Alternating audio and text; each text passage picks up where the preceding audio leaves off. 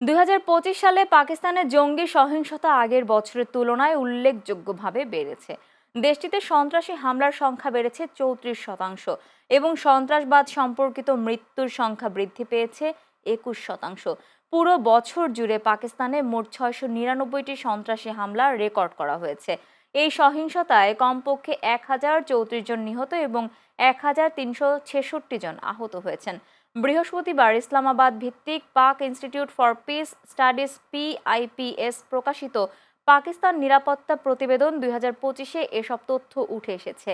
প্রতিবেদনে বলা হয়েছে, সীমান্ত সহিংসতা, জঙ্গি পুনরুত্থান এবং খাইবার পাখতুনখোয়া থেকে বেলুচিস্তান পর্যন্ত জঙ্গি কৌশলের পরিবর্তন পাকিস্তানের নিরাপত্তা পরিস্থিতিকে আরও জটিল করে তুলছে। এই পরিস্থিতি দেশের জন্য ক্রমবর্ধমান নিরাপত্তা চ্যালেঞ্জ তৈরি করছে। তথ্য অনুযায়ী সহিংসতার বড় বোঝা পড়েছে নিরাপত্তা ও আইন প্রয়োগকারী সংস্থার উপর।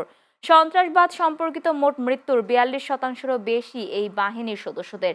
এ সময় প্রাণ হারিয়েছেন ৪৩৭ জন নিরাপত্তা সদস্য।